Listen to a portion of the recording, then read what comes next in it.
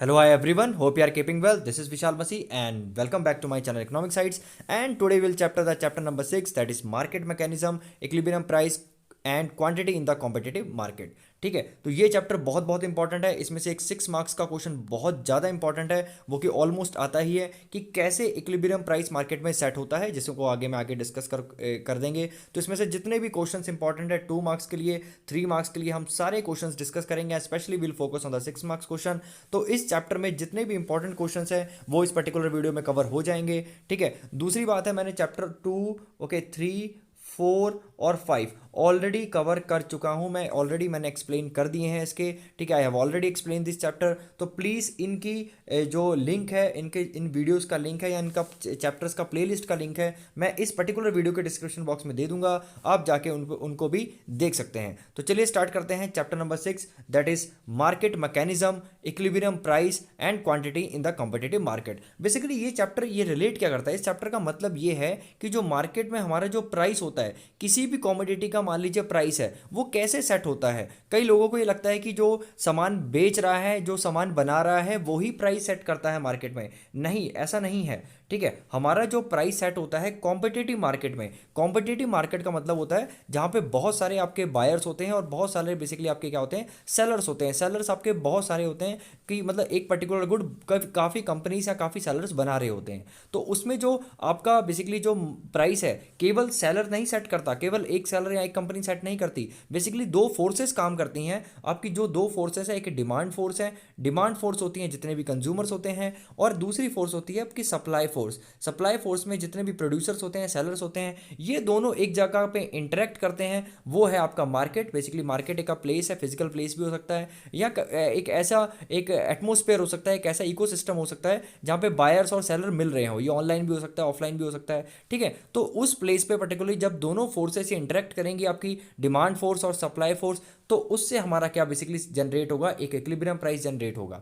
ठीक है, तो चलिए हम स्टार्ट करते हैं इंट्रोडक्शन से। तो इंट्रोडक्शन में ऑलरेडी लिखा है कि जैसे हमने डिमांड डिस्कस कर लिया है कि कंज्यूमर डिमांड करते हैं डिफरेंट गुड्स और सर्विसेज की इन द मार्केट, और सप्लायर्स होते हैं जो क्या करते हैं, सप्लाई करते हैं। ठीक है, तो डिमांड एंड सप्लाई कर्व्स हमने ऑलरेडी पढ़ लिया है कि जो डिमांड कर्व है वो डाउनवर्ड स्लोपिंग होता है, जो सप्लाई कर्व है वो अपवर्ड स्लोपिंग होता है। डाउनवर्ड स्लोपिंग का मतलब होता है कि नेगेटिव रिलेशनशिप होती है। कहने का मतलब है कि जब प्राइस आपका कम होगा तो आपकी डिमांड बढ़ जाएगी। ठीक है, मतलब एक चीज़ कम होगी, दूसरी चीज़ बढ़ जाएगी। तो देखिए, ये आपका डिमांड कर्व आपने अच्छे से पढ़ा होगा।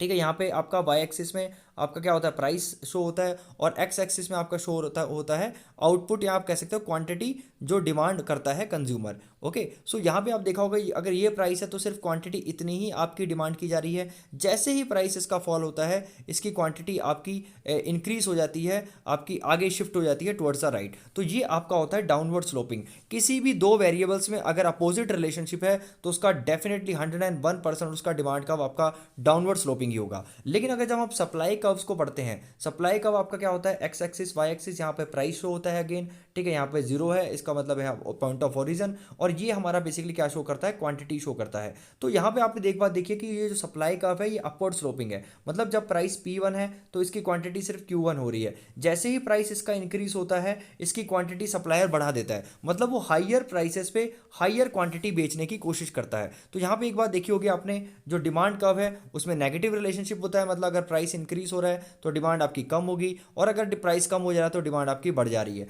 लेकिन सप्लाई के केस में क्या होता है, अगर प्राइस इंक्रीज होता है तो आपकी क्वांटिटी सप्लाइड है वो भी इंक्रीज हो जाती है, और जब प्राइस कम हो जाता है तो क्वांटिटी सप्लाई कम होती है, क्योंकि जो प्रोड्यूसर है वो हाइयर प्राइस पे बेचने की कोशिश करता है, और एक कंज्यूमर है वो कम प्राइस पे खरीदने की कोशिश करता है। तो ये दोनों फोर्सेस एक जगह पे इंटरेक्ट होती हैं, और उसकी वजह से क्या होता है, एक प्राइस सेट होता है। उस प्राइस को बोलते हैं बेसिकली इक्विलिब्रियम प्राइस। तो अगर आपकी डेफिनेशन आती है 2 मार्क्स की कि इक्विलिब्रियम प्राइस क्या होता है, वेरी सिंपल, कि a price which a quantity demanded of a commodity equals a quantity supplied. मतलब जहां पे हमारी क्वांटिटी डिमांड इक्वल हो जाती है हमारी क्वांटिटी सप्लाई से। मैं आपको एक एग्जांपल से समझाता हूं, एक प्रैक्टिकल एग्जांपल से समझाता हूं। मान लीजिए आप एक कपड़े की शॉप पे गए। ठीक है, आपको एक जीन्स खरीदनी है। You went to the cloth shop, और you can say a jean shop, and you want to buy a jeans. ठीक है। तो एक आप, एक होगा शॉपकीपर, उसे ए मान लेते हैं, और आप जो आप हैं वो एक कंज्यूमर है, बेसिकली ये आपकी सप्लाई फोर्स है, और जो आप एक कंज्यूमर है तो आपकी क्या है, ये डिमांड फोर्स है। तो अगर मान लीजिए वो एक जीन्स आपको दिखाता है, उसका बोलता है कि ये 1000 की है, तो क्या आप 1000 की उसे डायरेक्टली खरीद लेंगे? नहीं, क्योंकि कॉम्पिटिटिव मार्केट है, ए को अच्छे से पता है कि अगर 1000 इसे ज़्यादा लगा तो ये नहीं खरीदेगा, तो डेफिनेटली ये आप क्या करोगे, कम लाने की कोशिश करोगे, आप इसको कम लाने की कोशिश करोगे, और ए जो कोशिश करेगा वो हाइयर प्राइस पे बेचने की आपको कोशिश करेगा। लेकिन कहीं ना कहीं दोनों का इंटरेक्शन जरूर होगा, कहीं ना कहीं बेसिकली जो बार्गेनिंग है कहीं ना कहीं एक इक्विलिब्रियम में जरूर बैठेगी। ठीक है, फिर आप बोलोगे नहीं मैं इसको क्या खरीदूंगा, सिर्फ 500 का खरीदूंगा। ठीक है, आपने बोला कि मैं इस पर्टिकुलर जीन्स को सिर्फ 500 का खरीदूंगा, लेकिन ए बोलता है नहीं ये तो बहुत कम हो जाता है, चलिए 700 में डील फाइनल करते हैं। तो जो 700 रुपये हो जाता है इसमें आप भी सेटिस्फाई हो गए, आपने बोला ठीक है, क्योंकि आपको तो 1000 की बता रहा था, आपको तो बेसिकली 300 कम में मिली है। और ठीक है, और एक लिए सप्लायर के लिए फ़ायदा क्या है, क्योंकि आप इसे 500 का बता रहे थे, लेकिन अल्टीमेटली वो कोशिश करता है, अल्टीमेटली वो सक्सेसफुल हो जाता है आपको 700 रुपये में बेचने के लिए। ठीक है, तो यहाँ पर आप देख रहे हो जो एक्चुअली में प्राइस सेट हुआ वो 700 रुपीज़ हुआ। तो ये हमारा प्राइस होता है इक्विलिब्रियम प्राइस, क्योंकि जहाँ पे दो फोर्सेस, आपकी सप्लाई फोर्स और डिमांड फोर्स, दोनों की वजह से जो प्राइस सेट होता है that is called equilibrium price. I hope आपको पूरा कंसेप्ट अब समझ में आ गया होगा। तो वेरी सिंपल, इसकी डेफिनेशन रटने की जरूरत नहीं है कि जब क्वांटिटी डिमांड हमारा किसके बराबर हो जाता है, क्वांटिटी सप्लाई में। जैसा कि हमने देखा कि 700 रुपये में जो सप्लायर है वो भी सप्लाई करने के लिए रेडी हो गया, और डिमांड होने के भी जो कंज्यूमर है वो भी डिमांड उस पर एग्री हो गया करने के लिए। तो बेसिकली हुआ क्या, आपकी डिमांड सप्लाई के बराबर हो गई, तो that made a equilibrium price in the market. I hope I am very very clear. ठीक है, अब आपको इक्विलिब्रियम और डिसइक्विलिब्रियम समझ में आ गया होगा कि इक्विलिब्रियम कंडीशन क्या होती है, refers to a situation in which quantity demand of a commodity is equal to the quantity supplied. तो वो हमारी क्या होती है, बेसिकली इक्विलिब्रियम कंडीशन होती है। ठीक है, और इक्विलिब्रियम प्राइस मैंने ऑलरेडी बता दिया है, जब इक्विलिब्रियम दोनों में हो जाता है तो जो प्राइस सेट होता है उसकी वजह से वो हमारा क्या होता है, इक्विलिब्रियम प्राइस होता है। ठीक है, अगला कंसेप्ट है, देखिए मैंने आपको ऑलरेडी बता दिया था कि जो इक्विलिब्रियम प्राइस है वो किस पे डिपेंड करता है, आपके दो फोर्सेस पे डिपेंड करता है, एक आपकी डिमांड फोर्स और एक आपकी सप्लाई फोर्स। तो हम दोनों ही पढ़ेंगे, यहाँ पे फोर्स भी ले सकते हैं आप, साइड भी ले सकते हैं, दैट इज एब्सोल्युटली सेम। तो डिमांड साइड क्या होती है, बेसिकली डिमांड साइड हम लोग हैं, demand of a good is generated from the buyers, जो लोग खरीदना चाहते हैं। So buyer demand a commodity because it possesses utility. अब जो डिमांड की जा रही है, मतलब कोई भी जो कंज्यूमर है कुछ खरीद रहा है, तो बेसिकली उसे खरीद क्यों रहा है, क्योंकि उसकी मार्केट में एक यूटिलिटी है, या उसके लिए उसकी उस गुड की एक यूटिलिटी है। यूटिलिटी मतलब होता है कि वो कंज्यूमर की वांट को सेटिस्फाई करेगा, पावर है ना। तो कंज्यूमर ऑलरेडी ये चाहेगा कि उसे क्या करे, मिनिमम प्राइस पे खरीदे, है ना। So consumer would like to pay as low as a price as possible, तो आपको पता ही है। ठीक है, ये बिल्कुल अपोजिट चलेगा सप्लाई साइड से। तो सप्लाई साइड बेसिकली क्या होगा, सप्लाई साइड का मतलब है कि जहां पे जो सेलर है वो एम करेगा हायर प्रॉफिट पे, और वो कोशिश करेगा उसे मैक्सिमम प्राइस तक ले जाए, और यहाँ मैक्सिमम प्राइस पे उसे बेचे, ताकि उसको क्या हो, एक मैक्सिमम प्रॉफिट हो। ठीक है, यहाँ पर लिखा भी है देयरफॉर, और लेकिन ये तो कोशिश करेगा कि एटलीस्ट उसका मार्जिनल कॉस्ट है वो तो रिकवर हो ही जाए, कि मतलब जो भी प्राइस पे वो बेच रहा है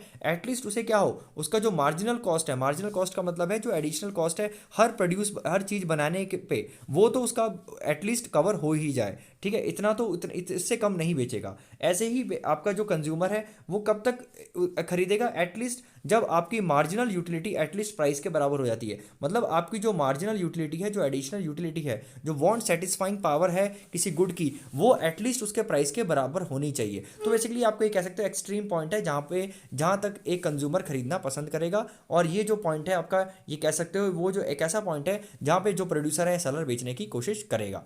ठीक है, ओके, मतलब ये तो आपके लीस्ट पॉइंट होगी, इस पे तो इससे नीचे वो नहीं जाएगा। एट द सेम पॉइंट ये जो मार्जिनल यूटिलिटी जहाँ प्राइस के बराबर होगी, इससे नीचे आपका जो है कंज्यूमर वो नहीं जाएगा। ठीक है, तो बेसिकली आपको पता है वेरी सिंपल है, जो डिमांड साइड हो गई वो भी समझ में आ गया, सप्लाइड साइड समझ में आ गया होगा आपको। ठीक है, बेसिकली डिमांड साइड क्या होते हैं, वो बायर्स होते हैं, और वो कम से कम प्राइस पे चीज़ ज़्यादा से ज़्यादा खरीदने की कोशिश करते हैं, और जो सप्लायर होता है वो क्या करता है, वो ज़्यादा से ज़्यादा प्राइस पे कंज्यूमर को बेचने की कोशिश करता है। ठीक है, चलिए, ठीक है। So thus the consumers and producers have the opposite interest, दोनों के इंटरेस्ट अपोजिट है according to the related to the if the market price is concern, है ना, क्योंकि ऑब्वियसली पता है। ठीक है, दोनों के अपोजिट इंटरेस्ट है इन द मार्केट, ओके, और दोनों फोर्सेस काम करती हैं, और दोनों जब फोर्सेस एग्री कर जाती हैं कॉमन प्राइस पे, बेसिकली उसे बोलते हैं हम इक्विलिब्रियम प्राइस, जो मैंने आपको एक एग्जांपल से बहुत अच्छा एक्सप्लेन कर दिया है। ठीक है, फिर से रिपीट सेम हो गया, आपके इक्विलिब्रियम प्राइस क्या होता है, is therefore price at which consumer are willing to purchase at the same quantity of a commodity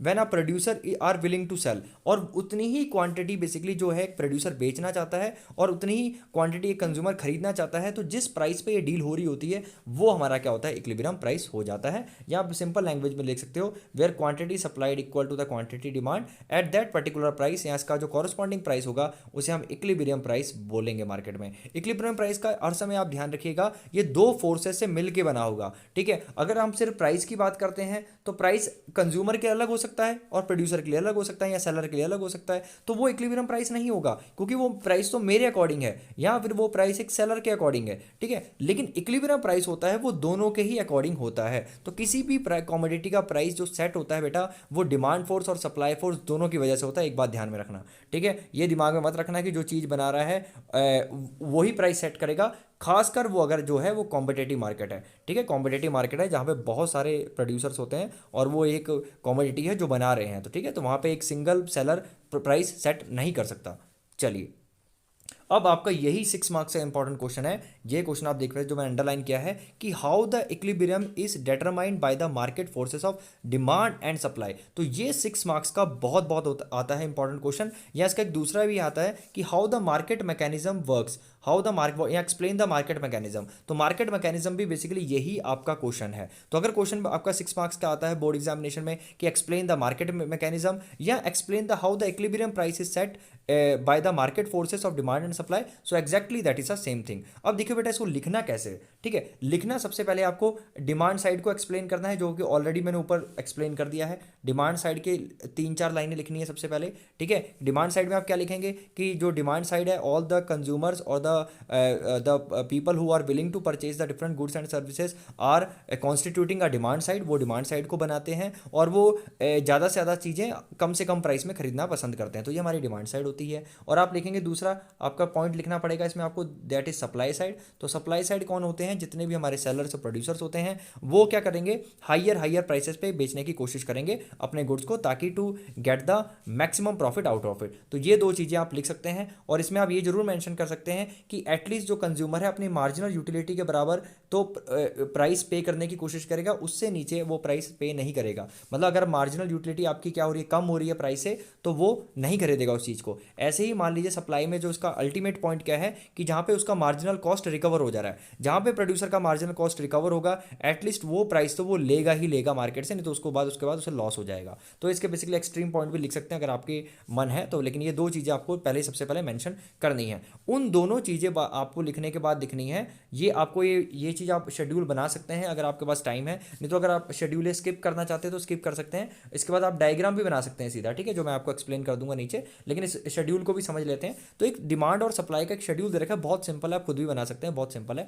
सबसे पहले इन्होंने मान लीजिए कि एक शर्ट का प्राइस है 1000 रुपये, तो उसमें तब क्या हो रहा है, 30 शर्ट सिर्फ डिमांड हो रही है, लेकिन प्रोड्यूसर सप्लाई कितने करने की चाह रहा है, 56। तो ऑब्वियसली बात है प्राइस हाइयर है, देखो सबसे ज़्यादा प्राइस 1000 ही है, तो सप्लायर हर समय जो क्वांटिटी सप्लाई है वो हाई रखने की कोशिश करेगा, 56 रखने की कोशिश करेगा। देखो लेकिन डिमांड कितनी हो रही है, सिर्फ 30 हो रही है। तो यहाँ पे देखा, एक बार देख रहे हो कि सप्लाई ज़्यादा हो जा रही है डिमांड से, तो ऑब्वियसली बात है जब सप्लाई ज़्यादा हो रही है डिमांड से तो उसका प्राइस गिरेगा ही, है ना, आगे चल के, क्योंकि जब स्टॉक ज़्यादा है, खरीदने वाले कम है, तो उसका प्राइस नीचे ही होगा। देखो अब 900 पे क्या हुआ कि 40 लोगों ने डिमांड थोड़ी सी बढ़ा दी क्योंकि प्राइस सस्ते हुए, ठीक है, और क्वांटिटी सप्लाई है थोड़ी सी कम हो गई, क्योंकि ऑब्वियसली बात है कम प्राइस पे आप कम बनाना कोशिश करेंगे या सप्लाई करने की कोशिश करेंगे। लेकिन अभी भी आप ये देख रहे होंगे कि सप्लाई ज़्यादा है आपकी, है ना, यहाँ पे भी इस पॉइंट पे भी सप्लाई ज़्यादा हो रही है, इस पॉइंट पे भी सप्लाई ज़्यादा हो रही है, तो इसको बोलते हैं हम एक्सेस सप्लाई। तो ध्यान रखा, एक्सेस सप्लाई क्या है। एक्सेस सप्लाई अगर 2 मार्क्स का आता है आपका कि एक्सेस सप्लाई होता क्या है, तो एक्सेस सप्लाई सिंपली एक सिचुएशन होती है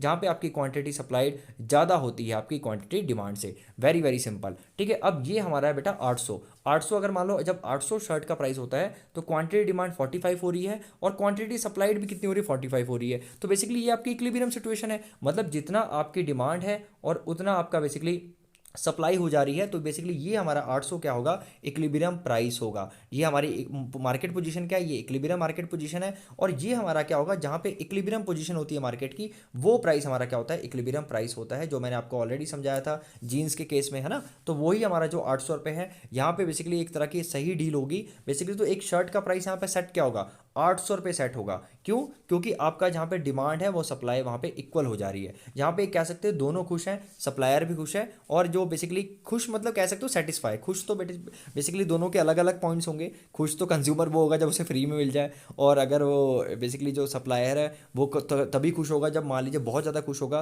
कि 1000 रुपीज़ भी बेच पाए। लेकिन ऐसा पॉइंट मिलना पॉसिबल नहीं है, क्योंकि आपको पता है कि कॉम्पिटेटिव मार्केट है, दोनों की बातें सुननी पड़ेंगी। तो आपको जहाँ दोनों सेटिस्फाई हो जाएंगे वो है ₹800। ठीक है, ओके। और ये हमारा अगर देखिए ये ₹700, यहाँ पे क्या हो रहा है, प्राइस बहुत कम हो गया है, तो यहाँ पे डिमांड तो बहुत बढ़ गई है देखिए, लेकिन सप्लायर क्या करेगा, सप्लाई कम करेगा। ठीक है, सप्लाई कम करेगा, तो ये हमारा होता है एक्सेस डिमांड। तो मार्केट पोजीशन तीन तरह की होती हैं, पहले एक्सेस सप्लाई होता है, इक्विलिब्रियम होता है, और मार्केट डिमांड आता है। तो अगर क्वेश्चन आपका आता है कि explain the market positions okay in the market mechanism, तो आप लिख सकते हैं तीन तरह की मार्केट आपकी पोजीशंस हो सकती हैं। एक आपका एक्सेस सप्लाई होता है, एक आपका इक्विलिब्रियम कंडीशन होती है, और एक एक्सेस डिमांड होता है। तो एक्सेस डिमांड क्या मार्केट पोजीशन है? It is a market position where, or yeah, it is a situation where the demand or quantity demand is more than the quantity supplied। और हमारी एक्सेस सप्लाई क्या होती है? जब एक्सेस क्वांटिटी सप्लाइड हमारी access होती है क्वांटिटी डिमांड से। और इक्विलिब्रियम कंडीशन क्या होती है? When quantity supplied is equal to the quantity demand. तो I hope I am very very clear up to here. आपको चीज़ें समझ में आ रही होंगी। आप इस एरो से भी एक्सप्लेन कर रखा होगा, देखो ठीक है। यहाँ पर आपकी जो एक्सेस सप्लाई है, तो मार्केट में जब भी सप्लाई ज़्यादा होगी तो उसका प्राइस 101% नीचे आएगा बाद में, क्योंकि स्टॉक ज़्यादा हो जाएगा मार्केट में, कोई खरीदना पसंद नहीं करेगा। और जब भी डिमांड ज़्यादा होगी किसी भी चीज़ की with respect to the supply, उसका प्राइस आपका ऊपर ही जाएगा। ठीक है, और इक्विलिब्रियम प्राइस क्या होता है? बेसिकली जहाँ पे दोनों पे स्टेबल हो जाती है चीज़ें। तो कोई भी इकॉनमी है, कोई भी मार्केट है, वो कोशिश करता है इक्विलिब्रियम प्राइस को अटेन करने की। ठीक है, ताकि जो है प्रोडक्शन और कंजप्शन आपका आराम से चलता रहे। ठीक है, तो I hope I am very very clear. तो आपने यहाँ लिखा भी है। So determination of the equilibrium price understanding by no other price की 800 प्राइस ही सेट क्यों हुआ? क्योंकि यहाँ पे हमारी सिंपली जो क्वांटिटी सप्लाई है वो क्वांटिटी डिमांड के इक्वल हो जाएगी, है ना। यहाँ पे जो डिमांड करने वाला है उसे भी ये प्राइस पसंद है, और क्वांटिटी सप्लाई करने वाला है उसको भी ये प्राइस पसंद है, तो बात खत्म। यहाँ पे इक्विलिब्रियम प्राइस सेट हो जाएगा। ठीक है, तो इसके बाद सबसे अब इसको क्वेश्चन को लिखना कैसे था? जो सबसे पहले आपको ऐसे बताया था, अगर ये सवाल आपका आता है तो सबसे पहले आपको डिमांड साइड लिखना था, है ना। आई होप आपको याद होगा, अभी भी जस्ट मैंने बताया था। उसके बाद आपका सप्लाई साइड आपको लिखना है। उसके बाद आपको ये शेड्यूल बनाना है। अगर आप बना सकते हैं तो बहुत अच्छी बात है, अच्छी प्रेजेंटेशन है। शेड्यूल ये पूरा बना सकते हैं, बहुत सिंपल है, आपको समझ में आ गया होगा। इसके बाद में आपको ये पॉइंट जरूर लिखना है कि इसमें जो ₹800 होगा यही हमारा इक्विलिब्रियम प्राइस होगा। क्यों? क्योंकि यहाँ पे quantity supply equal to quantity demand होगा, और बाकी जो कंडीशंस हैं वो हमारी एक्सेस डिमांड, ऊपर वाली कंडीशन हमारी एक्सेस सप्लाई है, और नीचे वाली हमारी कंडीशन जो है एक्सेस डिमांड है। तो ये 3 पॉइंट्स आप लिख दीजिएगा इस शेड्यूल के बाद। ओके, उसके बाद आपको बेसिकली ये डायग्राम बनाना है। ठीक है, ये आपको डायग्राम बनाना है, डायग्रामेटिक रिप्रेजेंटेशन। ये जो उसका डायग्राम है बेसिकली उस फिगर का ही, तो यहाँ पे डायग्राम बनाना है। तो डायग्राम में देखिए क्या है, मैंने ऑलरेडी बता दिया है कि इस डायग्राम में हम जो सप्लाई फोर्स है और डिमांड फोर्स है, बेसिकली हम क्या करेंगे, इंटरेक्शन करने वाले हैं। तो हम एक ही कर्व में, एक ही बेसिकली जो ग्राफ में दोनों कर्व को शो करेंगे। तो यहाँ पे भी डिमांड कर्व है, ठीक है, और ये आपका क्या है, बेसिकली सप्लाई कर्व है। ओके, ये हमारा क्या है, जहाँ पे दोनों मिल जा रहे हैं, मतलब ये बेसिकली क्या, कौन सा पॉइंट होगा, हमारा ई पॉइंट होगा, जहाँ पे हमारा क्वांटिटी डिमांड और क्वांटिटी सप्लाइड इक्वल हो गई। तो here quantity demand is equal to the quantity supplied. अब इसके कॉरस्पॉन्डिंग हमारा जो प्राइस सेट होगा बेटा, वो ही हमारा क्या होगा, इक्विलिब्रियम प्राइस होगा। और इसके रिस्पेक्ट्स में जो नीचे स्ट्राइक करेगी जो लाइन आपकी, जो बिल्कुल स्ट्रेट लाइन है, जो टच करेगी एक्स एक्सिस को, जो कि हमारी क्वांटिटी है, ओके, वो हमारी हो जाएगी इक्विलिब्रियम क्वांटिटी। तो ये पॉइंट हमारा इक्विलिब्रियम प्राइस हो जाएगा, और ये हमारी जो बेसिकली ये इतना पॉइंट ओ क्यू हमारी क्या हो जाएगी, इक्विलिब्रियम क्वांटिटी हो जाएगी। और ओ पी जो हो जाएगा, बेसिकली ये जो पॉइंट है ये हमारा क्या हो जाएगा, इक्विलिब्रियम प्राइस हो जाएगा। ठीक है, I hope I am very very clear. ठीक है, तो आप ये समझिए कि ये वही है, वही कंडीशन है जो मैंने आपको स्टार्टिंग में बताई थी, कि जो कंज्यूमर है वो कम खरीदने की कोशिश करता है ना, कम से कम प्राइस पे, और सप्लायर वो हाईयर प्राइस में। तो कहीं ना कहीं दोनों की डील तो हो ही जाएगी। जहाँ पे डील होगी वो जो प्राइस है उसे बोलेंगे हम इक्विलिब्रियम प्राइस। ठीक है, अब ये जो ऊपर वाली चीज़ें हैं, जो इक्विलिब्रियम प्राइस के ऊपर जो हो रहा है, ये एक्सेस सप्लाई है। अब आप ये कहेंगे सर ये एक्सेस सप्लाई कैसे है? देखिए यहाँ पे सप्लाई ज़्यादा है, क्योंकि सप्लाई कर्व आपका राइट की तरफ है, और जो डिमांड कर्व है वो लेफ्ट की तरफ है। तो अगर आप इसे नीचे ज्वाइन करते हैं तो आपका ये आपका क्या आएगा, सप्लाई आएगी। देखिए ये सप्लाई का आपको टच कर रहा है, तो सप्लाई तो सिर्फ इसकी कितनी बहुत सारी है, मतलब इसे मान लेते हैं OQ1 मान लेते हैं, तो सप्लाई है इसकी OQ1। लेकिन डिमांड कितनी है, अगर डिमांड अगर ये पॉइंट से टच कराएं, ठीक है, देखिए इस पॉइंट में फिर से बता रहा हूँ, जो एक्सेस सप्लाई है, सप्लाई यहाँ हो रही है OQ1 तक, लेकिन डिमांड इस प्राइस पे कितनी हो रही है, डिमांड कम होगी ऑब्वियसली बात है। डिमांड हो रही है मान लीजिए OQ2 में, तो हमारी जो OQ1 है वो ग्रेटर है OQ टू से, क्योंकि हमारी जो सप्लाई हो रही है मतलब इस प्राइस पे सप्लाई ज़्यादा होगी, करने की कोशिश करेगा सप्लायर, और डिमांड कम रहेगी क्योंकि प्राइस हाईयर है। ठीक है, तो ये हमारी सप्लाई सिंपली क्या होती है, हमारी एक्सेस सप्लाई होती है। मैंने ऑलरेडी बता दिया था जिस पॉइंट पे हमारी जो सप्लाई ज़्यादा होती है तो ऊपर हमारी हर समय सप्लाई ज़्यादा होगी क्योंकि प्राइस हाईयर है। तो यहाँ पे जब भी प्राइस हाईयर होगा तो सप्लाई ज़्यादा रहेगी डिमांड से। तो ये जो हमारी ऊपर वाला कर्व है, ऊपर वाला सॉरी जो आप कह सकते हो जो एरिया है जो ई से ऊपर वाला है, ये सारा हमारा क्या होगा basically, this is a excess supply, जहाँ पे हमारी सप्लाई ज़्यादा होगी डिमांड से। आप इस पे कोई भी पॉइंट ले लीजिए, ठीक है, भले आप ये पॉइंट ले लीजिए, जहाँ पे भी जितना पॉइंट लेंगे आपकी डिमांड कम ही रहेगी सप्लाई से, सप्लाई आपकी ग्रेटर रहेगी डिमांड के। ठीक है, तो और यहाँ पे इस पॉइंट पे तो आपको पता ही है कि आपकी जो क्वांटिटी डिमांड है बेसिकली, यहाँ डिमांड आपकी किसके बराबर हो जा रही है, सप्लाई के। और ये हमारा पॉइंट है एक्सेस डिमांड दिखा रहा है क्योंकि प्राइस क्या है, लोअर है ना। जब भी प्राइस लोअर होगा तो हमारी डिमांड, देखो ये डिमांड कब है, ये आपका डिमांड कब है, देखिए सिंपल सी बात है, ये डिमांड कब आ रहा है आपका नीचे। तो यहाँ पे ये एल पॉइंट पे देखो, इस पॉइंट पे अगर हम कर रहे हैं तो ये डिमांड है, लेकिन सप्लाई कितनी है, सिर्फ इतनी है ना। सप्लाई तो सिर्फ इतनी है, मतलब डिमांड आपकी मान लीजिए OQ1 है, OQ2 है, तो हमारी जो डिमांड है OQ1 वो ग्रेटर है हमारी सप्लाई से OQ2 थे, ये OQ2 है आपका। ठीक है, सो आप देख सकते हैं ये जो पॉइंट है आपकी सप्लाई सिर्फ इतनी हो रही है लेकिन डिमांड इतनी हो रही है ना। मैं फिर से एक बार बना रहा हूँ, अगर आप इस लाइन टच करते हो तो डिमांड तो इतनी है लेकिन सप्लाई सिर्फ कितनी इतनी है। तो ये जो हमारी बेसिकली जो गैप आपको देखने को मिल रहा है, this is called excess demand, है ना, this is called excess demand. तो इन दोनों का जो गैप है वो हमारी ज़्यादा डिमांड है, मतलब डिमांड सप्लाई के अकॉर्डिंग होनी चाहिए लेकिन डिमांड इतनी है, डिमांड इतनी हो रही है, सप्लाई सिर्फ इतनी हो रही है। तो ये जो बीच का जो गैप है वो क्या है, हमारा एक्सेस डिमांड है। ठीक है, ऐसे ही हमारा ये जो लाइन है, ये जो लाइन है, ठीक है, यहाँ पे देखिए ये सप्लाई हो रही है, यहाँ डिमांड हो रही है, तो यहाँ पर सप्लाई ज़्यादा है डिमांड से, देखो सप्लाई आगे है डिमांड कब है, तो कितने से हो रही है, ये जो बीच में जो गैप देख रहे हो ये बेसिकली ये यहाँ से लेके यहाँ तक इस पर्टिकुलर प्राइस पे वो हमारी क्या है, एक्सेस सप्लाई है। तो I hope I am very very clear. ठीक है, आपको समझ में आ गया होगा। इसके बाद बेसिकली आप इस डायग्राम बनाने के बाद आपको तीन चीज़ें एक्सप्लेन करनी है। सबसे पहले एक्सेस सप्लाई, ठीक है, एक्सेस सप्लाई, तो एक्सेस सप्लाई खुद ही लिख सकते हैं कि excess supply is the point at the P1 because here the price is higher, यहाँ पे प्राइस हाइयर है इसलिए आपकी जो सप्लाई है वो मोर देन है आपकी डिमांड से। ठीक है, आप ये पॉइंट लिख भी सकते हैं एग्जाम में कि मान लीजिए OQ1 है, ये OQ2 है, या कोई भी पॉइंट लिख सकते हो अपनी मर्जी से। तो आप देख सकते हो कि इस पॉइंट पे जब सप्लाई का आप टच करेंगे नीचे क्वांटिटी के, तो आपकी क्वांटिटी OQ1 ज़्यादा है, आपकी बेसिकली जो डिमांड कर्व, जो डिमांड आपका कर्व है उससे टच कराएंगे तो OQ2 आएगा। तो आप ये लिख सकते हैं कि here at this particular point at excess supply the supply is more than the demand, so this is basically called the supply curve.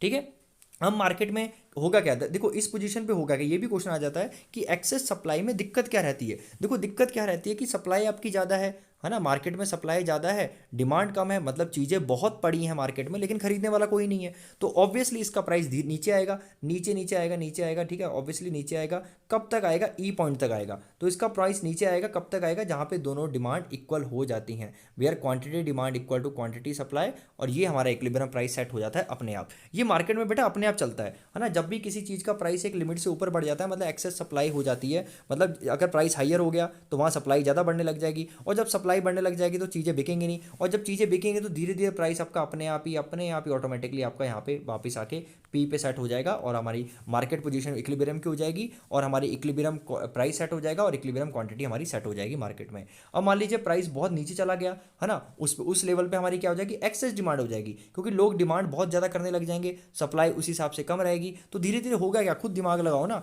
कि डिमांड बहुत हो रही है, सप्लाई बहुत कम हो रही है, तो होगा क्या, प्राइस बढ़ जाएगा। अच्छा, प्राइस बढ़ेगा कब तक, वापस पी तक, इससे ऊपर नहीं जाएगा आपका, क्योंकि ये प्राइस यहाँ पे अटेन कर लेगा, इक्विलिब्रियम प्राइस अटेन कर लेगा, यहाँ पे क्वांटिटी डिमांड इक्वल हो जाएगी हमारे क्वांटिटी सप्लाई के, तो यहाँ पे हमारा दोबारा आके प्राइस सेट हो जाएगा। तो ये ऑटोमेटिकली चलता रहता है। ठीक है, दिस इज ऑटोमेटिकली, ये क्या होता है, दोनों फोर्सेस काम करती रहती हैं और रिस्टोर करती हैं हमारे इक्विलिब्रियम प्राइस पे। ठीक है, तो आप ये चीज़, सो अल्टीमेटली यही लास्ट लाइन लिखेंगे, so ultimately the equilibrium price OP prevails in the market, this denotes as a situation of the stable equilibrium. A stable, ये क्वेश्चन 2 मार्क्स का भी आ सकता है कि स्टेबल इक्विलिब्रियम होता क्या है। बेसिकली इक्विलिब्रियम प्राइस को ही स्टेबल इक्विलिब्रियम बोलते हैं। Stable price is one which displaced due to some small disturbance which brings forces in the operation which restores the initial position या initial equilibrium या initial आप कह सकते हो equilibrium position या initial equilibrium price। ठीक है, मेरी बात समझ में आ गई। तो ये जो चीज़ें हैं, आपकी जो फोर्सेस है अपने आप ही ऑटोमेटिकली काम करती रहती हैं, है ना। अगर एक्सेस सप्लाई होगी तो मार्केट प्राइस नीचे आ जाएगा, कहाँ तक आएगा, ई तक आएगा। और एक्सेस डिमांड है तो प्राइस ऊपर जाएगा, कहाँ तक जाएगा, ई तक जाएगा। तो यही चीज़ आपको लिखनी है बेसिकली। ठीक है, अब ये चीज़ आप खुद बना के लिख सकते हैं, और लास्ट में आप ये जरूर लिखिएगा कि इसकी वजह से एक तरह का लास्ट में अल्टीमेटली एक स्टेबल पॉइंट प्राइस सेट हो जाता है मार्केट में। ठीक है, and this is called the equilibrium price. यही सबसे इंपॉर्टेंट क्वेश्चन था आपके एग्जाम में। फिर से बता रहा हूँ कैसे लिखना है। सबसे पहले आपको लिखना है डिमांड साइड के बारे में। दूसरा पॉइंट आपको लिखना है सप्लाई साइड के बारे में। तीसरा, आप इसका एक टेबल जो शेड्यूल है वो बना सकते हैं। शेड्यूल के बाद आपको ये डायग्राम बनाना है। डायग्राम के बाद आपको जो एक्सप्लेनेशन लिखनी है, आपको ऐसे टॉपिक देना है एक्सप्लेनेशन, मतलब डायग्राम के बाद नीचे लिखना है ब्लैक पेन से एक्सप्लेनेशन। तो एक्सप्लेनेशन में क्या लिखेंगे कि जो डिमांड कर्व है it shows the demand force, S S curve, supply curve shows the supply force. Okay, here the forces interact at the E point, so P is आपका equilibrium price and Q is equilibrium quantity. So if the situation at the P1 is excess supply and the situation at the P2 is excess demand. Okay, so what will happen if the आप लिखेंगे if the market is suffering or the market is having the excess supply position, so what will happen? Okay, here the supply will be more than demand, so ultimately the sellers will not able to sell their full stock, so as a result they have to reduce the prices reduce करने पड़ेंगे। और जब price कब तक reduce करते रहेंगे, जब तक उन्हें इक्विलिब्रियम प्राइस अटेन नहीं हो जाता, उसके नीचे प्राइस रिड्यूस नहीं करेंगे। तो similarly you will if the excess demand condition is there in the market, तो क्या होगा आपका, जब एक्सेस डिमांड कंडीशन होगी तो आपका क्या होगा, एक्सेस डिमांड में डिमांड ज़्यादा होती है सप्लाई से, तो यहाँ पर क्या होगा, मतलब आपकी जो चीज़ें हैं वो कम पड़ जाएंगी, है ना, लोगों को मिलेंगी नहीं, उसकी वजह से उसका प्राइस ऊपर जाने लगेगा। कहाँ तक जाने लगेगा, बेसिकली ई तक ही जाएगा, जहाँ पे डिमांड आपकी क्वांटिटी सप्लाई आपकी क्वांटिटी डिमांड के बराबर हो जाएगी, जिसे क्या बोलते हैं हम स्टेबल इक्विलिब्रियम भी बोलते हैं, इक्विलिब्रियम पॉइंट या इक्विलिब्रियम पोजीशन भी बोलते हैं। तो फाइनली आपको ये लास्ट लाइन लिखनी है, तो आपका ये 6 मार्क्स का क्वेश्चन पूरा कवर हो जाएगा। इसमें सबसे इंपॉर्टेंट यही क्वेश्चन था। ठीक है, 99% यही क्वेश्चन होता है, आगे आगे और भी पढ़ लेते हैं। ठीक है, तो ये आगे हम नेक्स्ट वीडियो में कवर करेंगे बेसिकली। तो अगर ये जो वीडियो है बेसिकली सबसे इंपॉर्टेंट यही है, इस क्वेश्चन 6 मार्क्स का, ये बहुत इंपॉर्टेंट है। इसके बाद एक क्वेश्चन और आता है आपका, that is a market ceiling. Okay, market ceiling वाला क्वेश्चन आता है आपका। Okay, basically sorry price ceiling, और आपका एक जो मैक्सिमम प्राइस और मिनिमम प्राइस बेसिकली कैसे सेट किया जाता है, वो भी बहुत इंपॉर्टेंट क्वेश्चन है। 4 मार्क्स के लिए, वो सॉरी 3 मार्क्स के लिए भी आ सकता है वो, और 6 मार्क्स के लिए भी आ सकता है। दोनों मैं दोनों तरीके से एक्सप्लेन कर दूंगा। तो अभी के लिए इस वीडियो में इतना ही। ओके, आप चीज़ें आपको समझ में आए होंगे, प्लीज़ इसे 2 बार देख लीजिएगा वीडियो, आपके सारे कंसेप्ट क्लियर हो जाएंगे। ठीक है, तो कंसेप्ट पे जाइए, क्वेश्चन अपने आप फ्रेम कर लीजिए। तो अभी तक के लिए आपके जो इंपॉर्टेंट क्वेश्चन है, एक तो 6 मार्क्स का ये पूरा हो गया, मार्केट मैकेनिज्म या how the equilibrium price is set, मैंने आपको ऑलरेडी बता दिया कैसे लिखना है इसका। दूसरा, आपके जितने भी ये ब्लैक हेडिंग्स में है, ये 2 मार्क्स के लिए बहुत बहुत इंपॉर्टेंट है। और ठीक है, और 3 मार्क्स के लिए क्या इंपॉर्टेंट हो सकता है, ये दोनों चीजें आ सकती हैं आपकी, कि what is the basically excess demand and excess supply, या इनकी डिफरेंशिएट पूछ सकता है, डिफरेंस क्या है इनकी 3 मार्क्स में। तो डिफरेंस आप हर समय टी फॉर्म में लिखिएगा आपका। ठीक है, यहाँ पे एक्सेस सप्लाई, यहाँ पे एक्सेस डिमांड, और इसके पॉइंट्स लिख दीजिएगा। और ठीक है, तो दिस इज पर्टिकुलर, इसका डिफरेंशिएट भी आ सकता है। तो मैंने आपको सारी चीज़ें बता दी इसमें क्या क्या आ सकता है इस पर्टिकुलर चैप्टर में अभी तक के लिए। तो बाकी हम दूसरी वीडियो में कवर करेंगे, बिकॉज इतना ज़्यादा बहुत देर बोलना बहुत मुश्किल हो जाता है कई बार। ठीक है, कंटिन्यूस बोल पाना तो गला दर्द करने लग जाता है। होप मेरी प्रॉब्लम समझेंगे। कई बच्चे कहते हैं कि सिंगल टेक में बनाया करो, लेकिन ये बहुत मुश्किल होता है मेरे लिए। ठीक है, आई होप आप समझ सकते हैं। ओके, क्योंकि मैं एक सिंगल टेक में ही वीडियो बनाता हूँ, जितनी ये वीडियो बनी है सिंगल टेक में ही बनी है, तो आप समझ सकते हैं मेरी प्रॉब्लम। बाकी चीज़ें I will definitely cover. And थोड़ी वीडियो लेट आ रही हैं क्योंकि थोड़ा मैं बिजी चल रहा हूँ और नेटवर्क के इश्यूज चल रहे हैं इधर, but I will sort it out very soon, don't worry. जून से जुलाई से पहले आपकी मैं पूरी बुक करा दूंगा, आपके पास इनफ टाइम फिर रिवीजन के लिए बच जाएगा। सो उस चीज़ की टेंशन मत लीजिए, and please stay at home and stay safe. Okay, and if you can connect on means Insta, so my Instagram ID is masih_vishal। ठीक है, मैं इसका डिस्क्रिप्शन बॉक्स में भी ये दे दूंगा, आप देख सकते हैं, मुझे यहाँ पे कनेक्ट कर सकते हैं। So thank you so much, God bless you, take care. Hello, hi everyone. Hope you are keeping well. This is Vishal Masih and welcome back to my channel Economic Sites. And today we will study the very important, that is 6.4 effects of changes, shifts in the demand and supply on the equilibrium price। ठीक है, इसकी previous जो topics है उसकी video मैं already cover कर चुका हूं। अगर किसी को लिंक चाहिए तो मेरे वीडियो के डिस्क्रिप्शन बॉक्स में आके देख सकता है। ठीक है, तो आज हम कवर करेंगे बेसिकली 6.4 कंसेप्ट। ठीक है, effect of changes in demand and supply on the equilibrium price. देखिए, इसका मतलब होता है कि आपका जो डिमांड और सप्लाई में जो चेंजेस आ रहे हैं उसकी वजह से इक्विलिब्रियम प्राइस में क्या चेंजेस आएंगे, मतलब क्या इफेक्ट होगा। means when there will be changes in demand and supply, so what will be the outcome or what will be the effect in the equilibrium price. So basically this we are going to discuss in this particular video. दूसरी बात मैं बता दूं आपको, ये questions बनेगा कैसे. देखिए ये क्वेश्चन 3 चीजों में डिवाइड हो सकता है या 3 पार्ट्स में से बेसिकली हम डिवाइड कर सकते हैं. पहला पार्ट देखिए, फर्स्ट पार्ट ये आ सकता है क्वेश्चन कि एक्सप्लेन द चेंजेस और shift in the demand and supply on the equilibrium price when demand is kept constant. मतलब आपका जब डिमांड कांस्टेंट होता है, ठीक है, तो जब डिमांड ऑब्वियसली बात है कांस्टेंट है तो क्या ऑपरेट होगा आपका, मतलब क्या चेंज होगा, सिर्फ सप्लाई चेंज होगा. मतलब सप्लाई या बढ़ जाएगा या बेसिकली आपका कम हो जाएगा.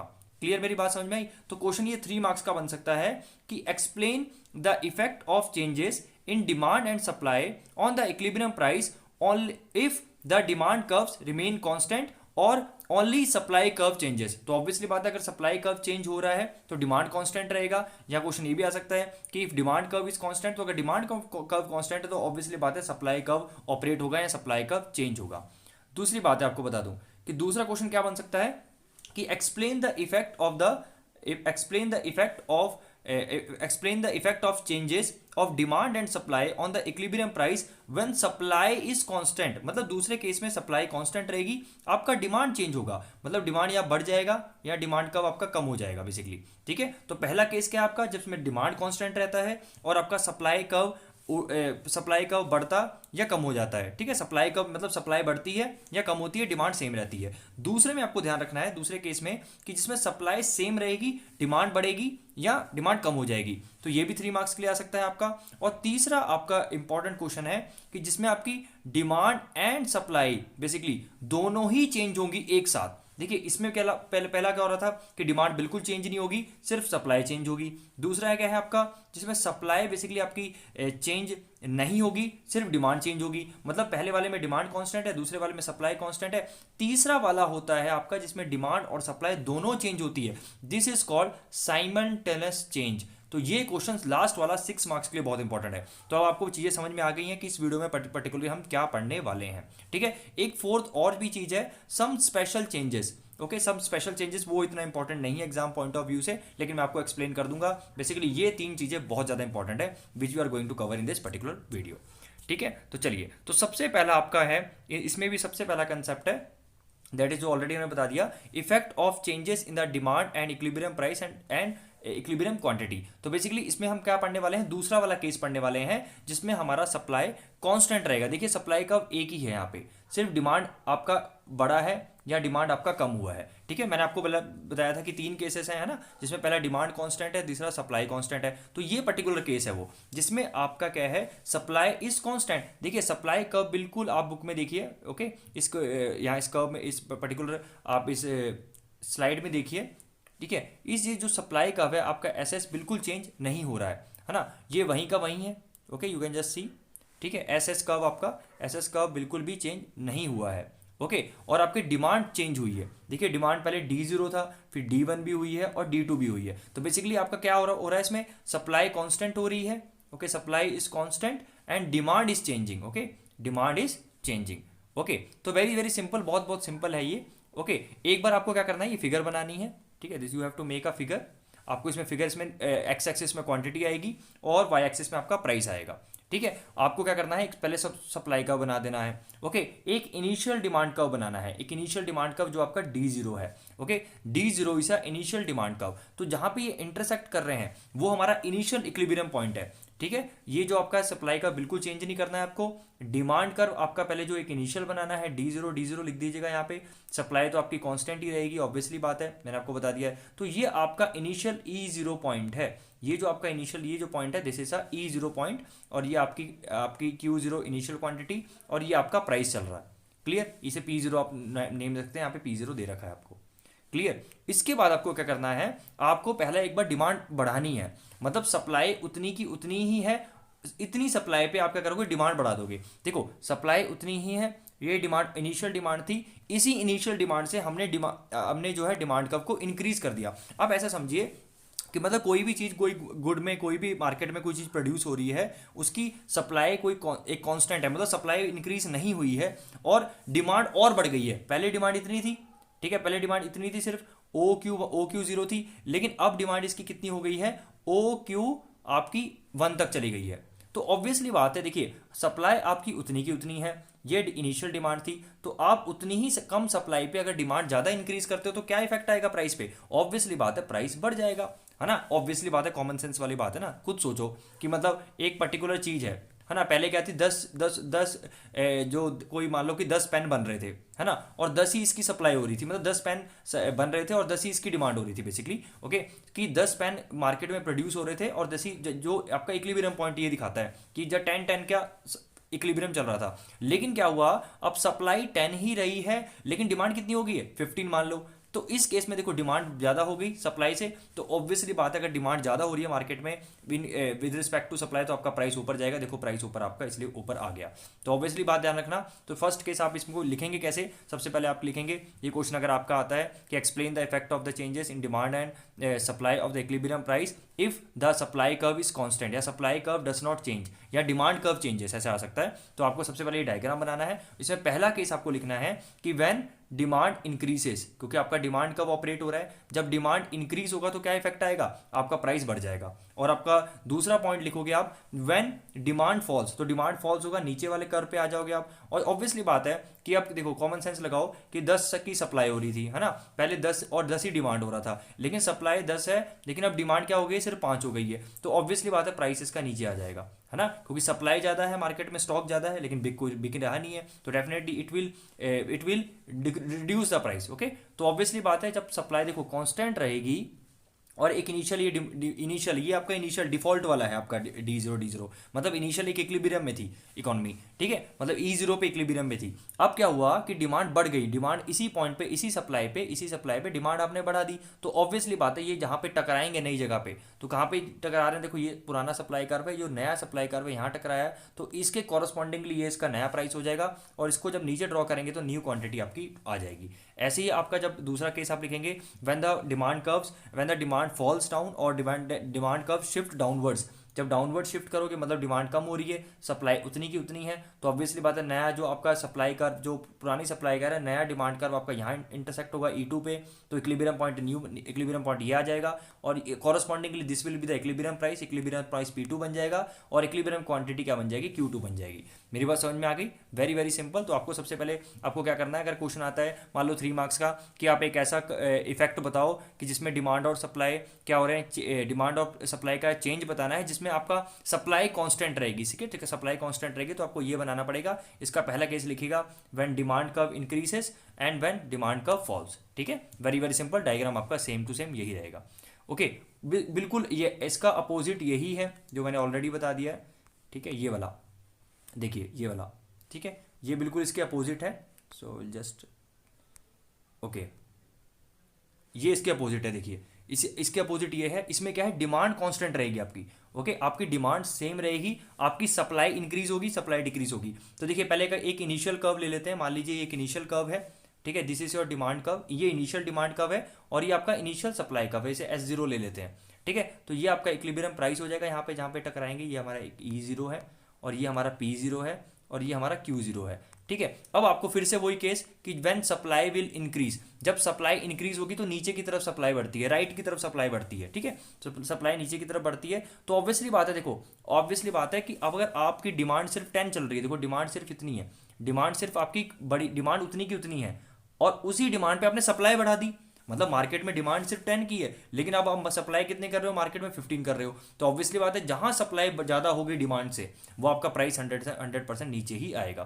तो देखिए यहाँ पे प्राइस नीचे आ गया, ठीक है, पहले आपकी ये डिमांड इतनी मार्केट में डिमांड उतनी की उतनी है, डिमांड चेंज नहीं हुई, और इतनी सप्लाई चल रही थी, लेकिन आपने इसी पॉइंट पे सप्लाई और बढ़ा दी, है ना, तो ऑब्वियसली बात है प्राइस नीचे सेट हो जाएगा, P1 पे सेट हो जाएगा, और न्यू क्वांटिटी किस पे सेट हो जाएगी, Q1 पे सेट हो जाएगी, और नया इक्विलिब्रियम सेट कहाँ हो जाएगा, E1 पे हो जाएगा। ये कैसा पता लगेगा आपको, देखो डिमांड कर्व तो सेम वही रहेगा पुराना, जो आपने इंक्रीज किया है नया कर्व S1 जहाँ पे टकरा रहे हैं, तो E1 पे टकरा रहे हैं, इसके नीचे कॉरस्पॉन्डिंग क्वांटिटी हो जाएगी और इसके कॉरस्पॉन्डिंग यहाँ पे वाई एक्सिस पे ये प्राइस आ जाएगा, ठीक है। और दूसरी बात है, ये जो आपका ये जो है, ये जो लाइन है, इसमें क्या है, दूसरा केस है कि मान लो कि जब सप्लाई कम हो जाती है तो सप्लाई ऊपर की तरफ कम होती है, नीचे की तरफ बढ़ती है, आपको ध्यान ये रखना, ठीक है। तो सब सप्लाई जब आपकी कम हो जाएगी तो ऑब्वियसली बात है, डिमांड 10 है, आपने सप्लाई कम कर दी तो डिमांड ज़्यादा होगी सप्लाई से, तो प्राइस क्या होगा, ऊपर जाएगा। देखो यहाँ प्राइस ऊपर चला गया, P2 पे आ गया, मतलब आपकी जो इनिशियल डिमांड कर्व है इसमें नया S2 जो ऊपर सप्लाई कम की है आपने, उसकी वजह से प्राइस ऊपर चला गया आपका, तो नया सेट हो जाएगा आपका, प्राइस P2 सेट हो जाएगा। तो मेरी बात समझ में आ गई। तो अगर ये क्वेश्चन आता है कि explain the effect of the change in the demand and supply on the equilibrium price when demand is constant, when demand is constant, ये आ सकता है कि व्हेन सप्लाई चेंजेस। तो यहाँ पे देखो सप्लाई चेंज हो रहा है, एक बार इंक्रीज हो रहा है, तो सेम डिमांड पे अगर आप नई सप्लाई बनाओगे, सप्लाई को इंक्रीज करोगे, नया इक्विलिब्रियम पॉइंट आएगा, उसकी वजह से प्राइस बेसिकली 100% रिड्यूस होगा, क्योंकि सप्लाई ज़्यादा हो जाएगी आपकी डिमांड से, ठीक है। और यहाँ पे अगर क्या आ गया, इनिशियल पॉइंट से, आप इनिशियल पॉइंट ये है, इनिशियल पॉइंट से डिमांड तो सेम की सेम है, और अगर आप सप्लाई कम कर दोगे तो प्राइस आपका ऊपर चला जाएगा, ठीक है। तो आपको ये बात ध्यान रखना है, जो पुराना, ये तो डी कर्व तो सेम ही रहेगा सब में, जो नया कर्व है जहाँ पे नया टकरा रहा है, देखो S1 पे कहाँ टकराया है ये कर्व, E1 पे, तो इसी के कॉरस्पॉन्डिंग नीचे आपका क्या आ गया, एक इक्विलिब्रियम क्वांटिटी हो गई, इसी के कॉरस्पॉन्डिंग क्या हो गया, P1 हो गया। ऐसे ही जब ये ऊपर जाएगा तो जब यहाँ पे जो टकराएगा तो इस पॉइंट पे आपका एक E2 आ जाएगा, नीचे आपका एक U2 आ जाएगा, इधर P2 आ जाएगा, ठीक है। मेरी बात समझ में आ गई, बहुत सिंपल है, इट्स वेरी वेरी सिंपल। अब ये जो क्वेश्चन है आपका, ये 6 मार्क्स के लिए आ सकता है, मैंने ऑलरेडी बताया था स्टार्टिंग में कि effect of the simultaneous changes, जब दोनों में ही चेंज आता है, मतलब डिमांड भी चेंज होगा, सप्लाई भी चेंज होगा। अब ये पूछेंगे सर ये कैसे होगा, ठीक है। थोड़ा सा इसकी जो फिगर है बड़ी कॉम्प्लेक्स होती है, लेकिन बट है बहुत सिंपल, ये भी समझने वाली बातें हैं, बस आप खुद बना के लिख सकते हैं। तो दो तरीके से इन्होंने चेंज बताया है कि जो साइमल्टेनियस चेंजेस है, जो लास्ट वाला पॉइंट है साइमल्टेनियस चेंजेस, ये भी 3 तरीके से हो सकता है। ये फिर से बता रहा हूँ, ये भी तीन तरीके से हो सकता है। कैसे, कि जब आपका डिमांड ज़्यादा इंक्रीज करता है सप्लाई से, मतलब दोनों इंक्रीज कर रहे हैं, मतलब दोनों में चेंज आ रहा है, मतलब डिमांड भी इंक्रीज हो रहा है, सप्लाई भी इंक्रीज हो रहा है, कि दोनों, मतलब क्या हो रहा है कि डिमांड ज़्यादा क्वांटिटी से चेंज हो रहा है सप्लाई से। दूसरा आपका एक ये हो सकता है कि सप्लाई ज़्यादा इंक्रीज हो रहा है डिमांड से, और तीसरा है आपका कि दोनों इंक्रीज हो रहे हैं इक्वल क्वांटिटी से, मतलब change in demand okay equal to change in supply. मैं फिर से बता रहा हूं कि जो साइमल्टेनियस चेंजेस है इसके भी 3 टाइप हो सकते हैं। पहला कि जो दोनों में सेम चेंज आ रहा है, मतलब change in demand is equal to change in supply, whether बढ़ रहे हैं वेदर कम हो रहे हैं, दोनों में इक्वल लेवल से प्राइस में इक्वल लेवल पे दोनों में क्वांटिटी में चेंज आ रहा है। दूसरा आपका ये रीजन हो सकता है कि आपका जो चेंज इन डिमांड है वो ज़्यादा है आपकी चेंज इन सप्लाई से। और तीसरा है आपका ये ट्रायंगल, मतलब डेल्टा होता है इसका मतलब, ओके, चेंज इन, ओके। और तीसरा आपका change in demand is less than the change in supply.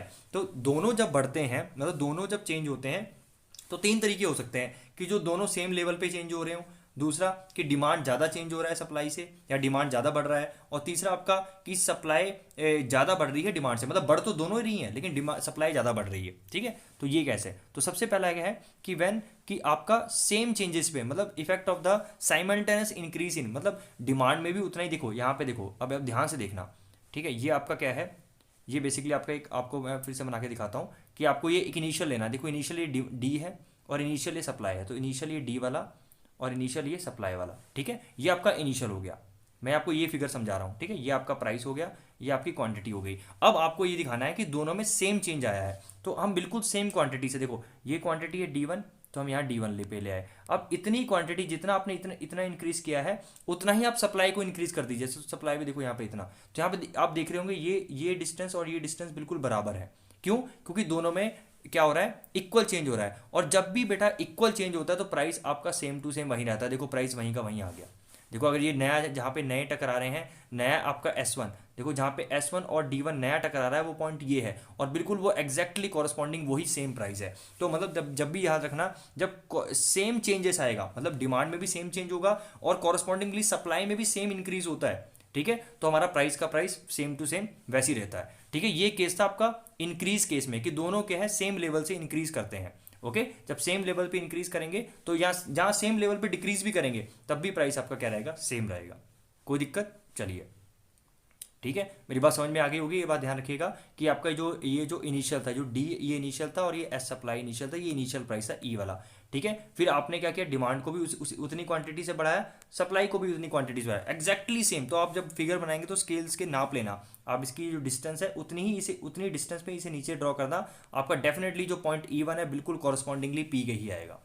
ठीक है, अब दूसरा आपका ये केस है, ये दूसरा केस है कि आपका क्या हो रहा है इसमें, देखो डिमांड में जो चेंज आ रहा है, देखो डिमांड कितना ज़्यादा चेंज आ रहा है उस हिसाब से सप्लाई में कितना, देखो डिमांड में देखो डी से डी वन में कितना ज़्यादा है, जो डी से डी वन में जो ज़्यादा गैप है आपका किसमें, एस से एस वन में।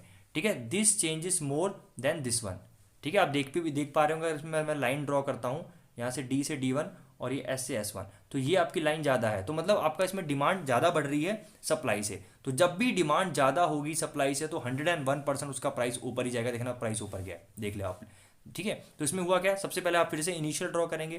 देखिए मैं फिर से बना के दिखाता हूँ, एक आपको इनिशियल, ठीक है, ये आपका डिमांड कर्व है और ये आपका क्या है, सप्लाई कर्व है। ठीक है, दिस इज और सप्लाई का बेसिकली। सो आपका ये इनिशियल पॉइंट है। अब इनिशियल पॉइंट है, अब क्या करना है, आपको डिमांड कर्व ज़्यादा बढ़ाना है, जो डिमांड कर्व है बहुत ज़्यादा बढ़ाना है। देखो डी का हमने बहुत ज़्यादा लेवल पे बढ़ा दिया। पहले ये हमारा इनिशियल था, ये हमारा इनिशियल डिमांड था। ठीक है, ये यहाँ पे आप प्राइस और क्वांटिटी अपने आप लिख लीजिएगा, ये इनिशियल प्राइस था, ये इनिशियल आपकी सप्लाई थी। ठीक है, हमने क्या किया, डिमांड ज़्यादा बढ़ाई और सप्लाई बिल्कुल कम बढ़ाई। देखो सप्लाई हमने सिर्फ कम बढ़ाई है ना, डिमांड हमने बहुत ज़्यादा ऊपर कर दी, सप्लाई हमने कम से बढ़ाई। ठीक है, तो इससे क्या हुआ, जो प्राइस है 100% ऊपर, देखो प्राइस ऊपर चला गया। ठीक है, क्योंकि जो नया पॉइंट आपका इंटरसेक्ट होगा, नया पॉइंट इंटरसेक्ट कैसे होगा, देखो आपका ये जो नया आपका D1 है, जो नया S1 है, तो ये जो दो पॉइंट कहाँ टकरा रहे हैं, यहाँ टकरा रहे हैं आपके। ठीक है, ध्यान रखना, जहाँ पे D1 विल इंटरसेक्ट विद आपका S1, जहाँ पे D1 S1, तो यहाँ पे D1 ये है और S1 ये है, तो दोनों देखो ये D1 है और ये आपका S1 है, यहाँ पे इंटरसेक्ट हो रहा है E1, तो इसके कॉरस्पॉन्डिंगली प्राइस आपका ऊपर जाएगा। क्यों, क्योंकि डिमांड ज़्यादा से बढ़ रही है सप्लाई के कंपेरेटिवली। क्लियर हुआ। ठीक है, चलिए अब लास्ट है आपका बिल्कुल उल्टा है, जिसमें क्या होगा आपका कि डिमांड आपकी कम बढ़ेगी, सप्लाई ज़्यादा बढ़ेगी दोनों, मतलब दोनों ही चेंजेस आएंगे, ध्यान रखना दोनों में ही चेंजेस आएंगे, लेकिन सप्लाई में ज़्यादा चेंज आएगा, मतलब सप्लाई ज़्यादा इंक्रीज कर रही है। अब देखो हमने क्या किया, सप्लाई को ज़्यादा बढ़ा दिया, डिमांड को बहुत हल्का बढ़ाया।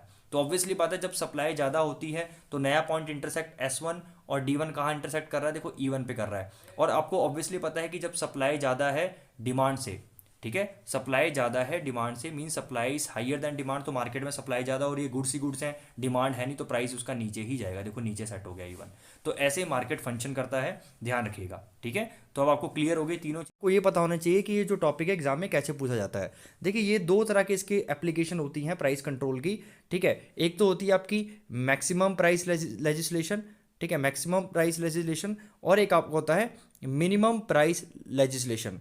Okay, maximum price legislation and second is minimum price legislation. So ये दो इंपॉर्टेंट टॉपिक है, तो कई बार ये 6 मार्क्स के लिए पूछा जा सकता है, तो 3 मार्क्स में आपको ये एक्सप्लेन करना पड़ेगा और 3 ही मार्क्स के लिए बेसिकली आपको ये एक्सप्लेन करना पड़ेगा। ठीक है, तो आज हम ये दोनों पॉइंट्स बेसिकली डिस्कस कर लेंगे and I will tell you how to basically attempt in the board examination. Okay, चलिए स्टार्ट करते हैं। तो उसमें से जो पहला टॉपिक है that is a maximum price legislation और प्राइस सीलिंग, इसको प्राइस सीलिंग भी बोलते हैं, एंड रेशनिंग। ओके, तो कई बार क्वेश्चन आ जाता है explain the price ceiling. Okay, अगर सिर्फ 3 मार्क्स के लिए तो आपका सिर्फ प्राइस सीलिंग ही पूछा जाएगा। अगर आपका पूरा ये अगर ये क्वेश्चन आता है explain the application of the tools of demand and supply and the price control basically, or how the basically government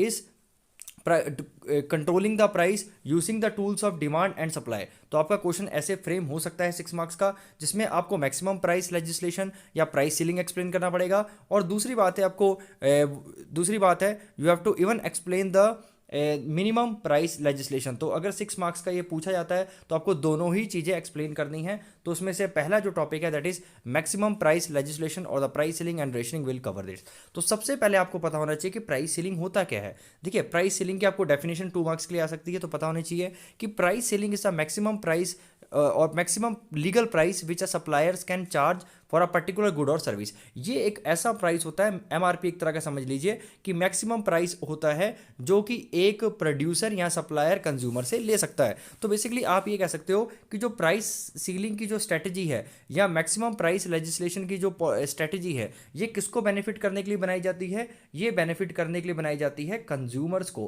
क्योंकि ताकि अगर हर किसी का एक मैक्सिमम प्राइस सेट किया कर दिया जाएगा गवर्नमेंट द्वारा, तो कोई भी कंज्यूमर को जो कि अवेयर है, एजुकेटेड है, उसे फिर एक्सप्लॉइट करना बहुत ही मुश्किल हो जाएगा, है ना। क्योंकि आप ऑब्वियसली बात है उसका एमआरपी देख लेंगे या उसका मैक्सिमम प्राइस देख लेंगे जो कि चार्जेबल है या जो कि एक प्रोड्यूसर सप्लायर आपसे ले सकता है। तो बेसिकली यहाँ पे जो कंज्यूमर्स के इंटरेस्ट को बचाने के लिए कोई भी गवर्नमेंट या बेसिकली एनी अथॉरिटी टेक्स और keeps the maximum price legislation और the price ceiling which and rationing. ठीक है, I hope I am very very clear.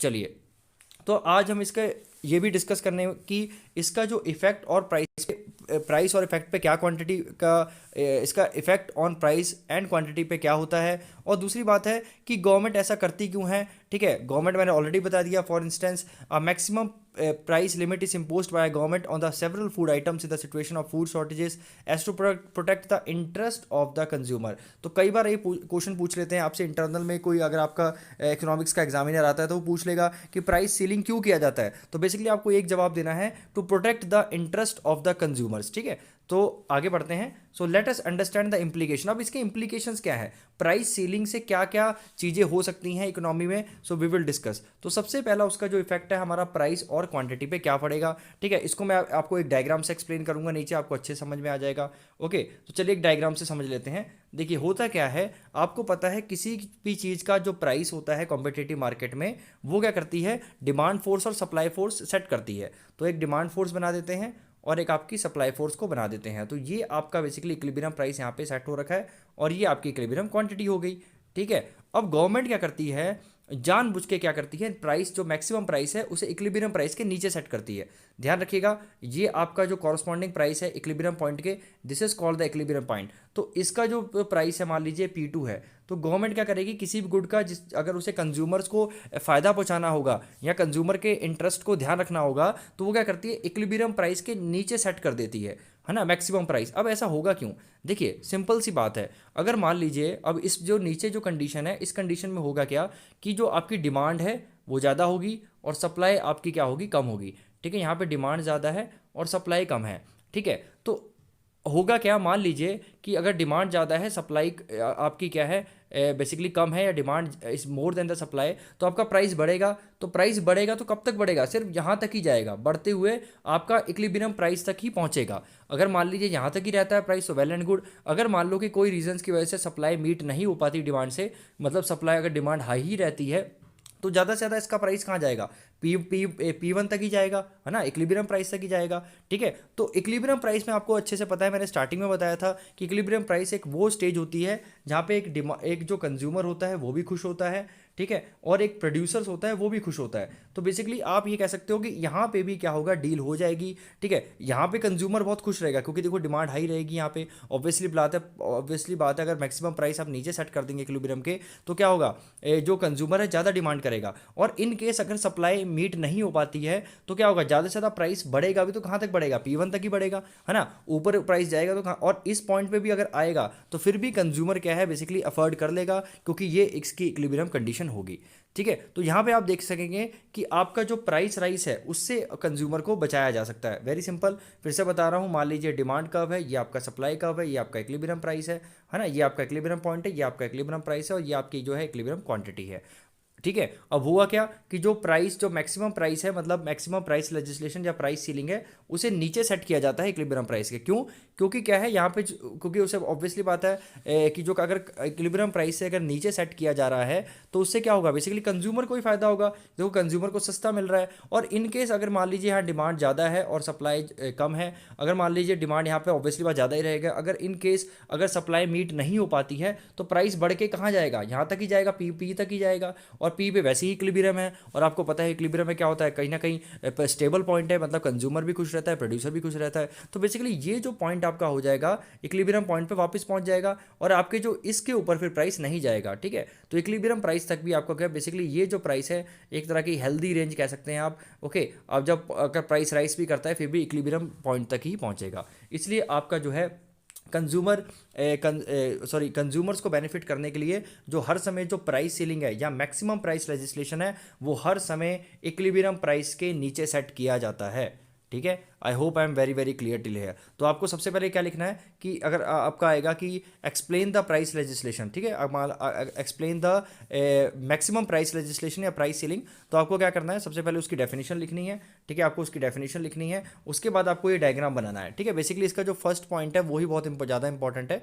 ये जो है यही क्वेश्चन पूछ सकते हैं, कई बार पर्टिकुलर ये भी पूछ सकता है कि explain the effect of price and quantity due to the price ceiling, okay, या प्राइस मैक्सिमम प्राइस लेजिस्लेशन की वजह से जो इफेक्ट ऑन क्वांटिटी और प्राइस पे क्या इफेक्ट पड़ता है। तो सबसे पहले आपको क्या करना पड़ेगा, वेरी सिंपल, आपको इसकी प्राइस सीलिंग की आपको डेफिनेशन देनी पड़ेगी। डेफिनेशन के बाद ये डायग्राम बना सकते हैं और इस डायग्राम को आप बेसिकली आप एक्सप्लेन कर सकते हैं बहुत ही सिंपल मैनर में। आप लिखिएगा कि जो ई पॉइंट है वो इनिशियल इक्विलिब्रियम है और पी जीरो हमारा इनिशियल इक्विलिब्रियम प्राइस है। ठीक है, और ये हमारी जो क्यू जीरो है बेसिकली वो है आपकी इनिशियल क्या है, क्वांटिटी है। अब आपकी गवर्नमेंट क्या करेगी, जानबूझ के क्या करेगी, नीचे प्राइस सेट करेगी। ध्यान रखिएगा कि प्राइस नीचे सेट कर देगी। इससे होगा क्या, ठीक है, इससे ये होगा कि कंज्यूमर्स को बेनिफिट होगा, कंज्यूमर को चीज़ें सस्ती मिलेंगी। उसकी वजह से अगर डिमांड इंक्रीज होती भी है, देखिए इसमें डेफिनेटली अगर इस पॉइंट पे मतलब डिमांड हाई रहती है सप्लाई, तो इन केस अगर सप्लाई मीट नहीं भी हो पाती है, गैप रहता है, अगर प्राइस बढ़ता भी है तब भी कहाँ जाएगा, इक्विलिब्रियम प्राइस तक ही जाएगा। और इक्विलिब्रियम प्राइस भी हमारी क्या बेसिकली स्टेबल कंडीशन ही है। तो बेसिकली क्या होगा, एक लिमिट तक ही प्राइस बढ़ेगा, एक उससे ऊपर इक्विलिब्रियम कंडीशन से ऊपर प्राइस नहीं बढ़ेगा, जहाँ पे बेसिकली क्या होगा कि कंज्यूमर खुश नहीं होंगे या कंज्यूमर को लॉस होगा। ठीक है, तो I hope I am very very clear. तो आप ये चीज़ खुद भी बना सकते हैं, बहुत बहुत सिंपल है। ठीक है, आप कंसेप्ट बेसिकली मैं वीडियोस बनाता हूँ कि कंसेप्ट एक्सप्लेन करने के लिए, तो आपको कंसेप्ट चीज़ें समझ में आ गई होगी। ठीक है, तो ये चीज़ होती है, सबसे पहले आपको चीज़ें समझ में आ गई होंगी। सेकंड है, देखिए क्या होगा कि allocation of the available supply. अब देखिए जो इसमें एक चीज़ प्रॉब्लम हो सकती है, क्योंकि हम इंप्लीकेशन पढ़ रहे हैं। पहला इंप्लीकेशन हमने पढ़ लिया कि इसका जो प्राइस और क्वांटिटी पे क्या इंप्लीकेशन हो सकता है। दूसरा है कि जो आपकी जो अवेलेबल सप्लाई है मतलब उसे आप कैसे बांटेंगे, क्योंकि ऑब्वियसली बात है कि जब आपका जब जो प्राइस सीलिंग है वो जो प्राइस सीलिंग है वो नीचे सेट होगा, यहाँ पे डिमांड आपके ज़्यादा रहेगी। ठीक है, और आपकी जो सप्लाई है बेसिकली वो क्या होगी, कम होगी यहाँ पे। ठीक है, तो उसकी वजह से क्या हो सकता है कि एक आपकी सप्लाई में कमी पड़ने को देखने को मिल सकती है। सो देयर में arises the problem of allocating the limited supply. तो ये दूसरा इंप्लीकेशन भी हो सकता है कि क्या होगा कि सप्लाई कम हो जाएगी और आपकी डिमांड हाई रहेगी। उसकी वजह से क्या होगा कि बेसिकली रिसोर्सेज आप कैसे एलोकेट करोगे, है ना, क्योंकि बायर्स बहुत ज़्यादा होंगे और सेलर्स मतलब जो बेचने वाले हैं उनके पास कमोडिटी इतनी होगी नहीं। तो बेसिकली होगा क्या, ठीक है, तो एक तरीका उसका ये है कि क्या चीज़ें हो सकती है, फर्स्ट कम फर्स्ट सर्व्ड, मतलब जो पहले आएगा उसे ही वो चीज़ मिलेगी, और जो अगर वो अगर कोई बाद में आता है और चीज़ें नहीं होती है तो उसे वो चीज़ प्रोवाइड नहीं होगी basically. Okay, so in this system seller will sell the limited quantity available to them buyers who first arrive basically. ठीक है, उसको ये चीज़ मतलब बेसिकली अगर सप्लाई कम रहती है, डिमांड से कम रहती है, तो क्या चीज़ें कैसे उसको बेसिकली सॉल्व किया जा सकता है, मतलब कैसे क्या क्या मेथड्स हैं कि उसे एलोकेट किया जा सकता है। एक तो है फर्स्ट कम फर्स्ट सर्व, कि जो पहले आ रहा है उसे सर्व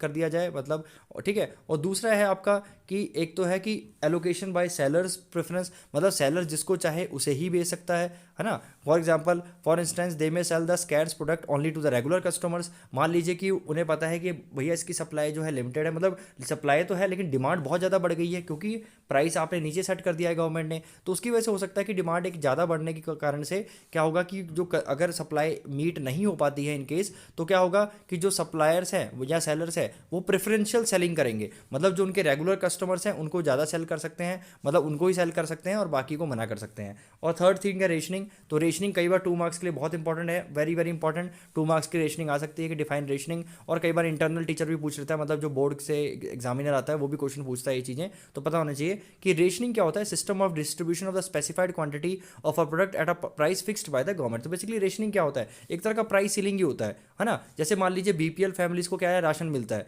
जो बिलो पॉवर्टी लाइन है, तो वो क्या है, एक तरह का प्रोसेस है। आपका डिस्ट्रीब्यूशन क्या है, एक क्वांटिटी को डिस्ट्रीब्यूशन करती है गवर्नमेंट एक पर्टिकुलर फिक्स प्राइस करके, ओके, ताकि क्या हो, लोगों को बेनिफिट हो सके। So that is the rationing. ठीक है, ठीक है। अब इससे एक दिक्कत और भी आ सकती है आपका, अगर आप मान लीजिए एक ये पूछा जा सकता है कि प्राइस सीलिंग से क्या प्रॉब्लम आ सकती है। तो सबसे पहले क्या है, एक तो लिमिटेड सप्लाई हो सकती है, मैंने ऑलरेडी बता दिया। और दूसरी बात है, ब्लैक मार्केटिंग के भी चांसेस हो सकते हैं। ठीक है, ब्लैक अगर आपका जो बेसिकली प्राइस सील, अब एक प्राइस अगर आप प्राइस सीलिंग की एक जो लिमिटेशन है ये हो सकती है क्योंकि डिमांड हाई रहती है, सप्लाई जो है कम रहेगी आपकी। देखिए क्योंकि इस पे अगर ये प्राइस जो है डिमांड को यहाँ टच कर रहा है, ये डिमांड कब है, ये सप्लाई कब उसको यहाँ टच कर रहा है, तो बेसिकली गैप देखने को मिल रहा है आपको। तो उसकी वजह से बेसिकली ब्लैक मार्केटिंग हो जाएगी। क्यों? क्योंकि चीज़ें कम है। ओके, तो उसकी वजह से क्या लोग होल्ड करने लग जाएंगे, उसे जमा करने लग जाएंगे और उसे तब बेचेंगे। मान लीजिए एक मैक्सिमम प्राइस उसका जब क्रॉस कर जाता है, मान लीजिए एक ऐसा भी चीज़ें हो सकती हैं। ठीक है, इन केस अगर मार्केट बहुत ज़्यादा गवर्नमेंट कंट्रोल नहीं कर पाती है, तो black market is a market in which people are sold illegally. क्योंकि ऑब्वियसली पता है चीज़ें क्या है, कम है क्योंकि डिमांड ज़्यादा रहेगी और सप्लाई अगर मान लीजिए इन केस मीट लिमिटेड रहती है, तो उस केस में ब्लैक मार्केटिंग बढ़ जाएगी। और ब्लैक मार्केटिंग क्या होती है? Black market is a market in which goods are sold illegally at the prices higher than the legally fixed price by the government. ठीक है, so I hope I am very very clear till here. तो अब आपको समझ में आ गया होगा price ceiling के सारे इंप्लीकेशन।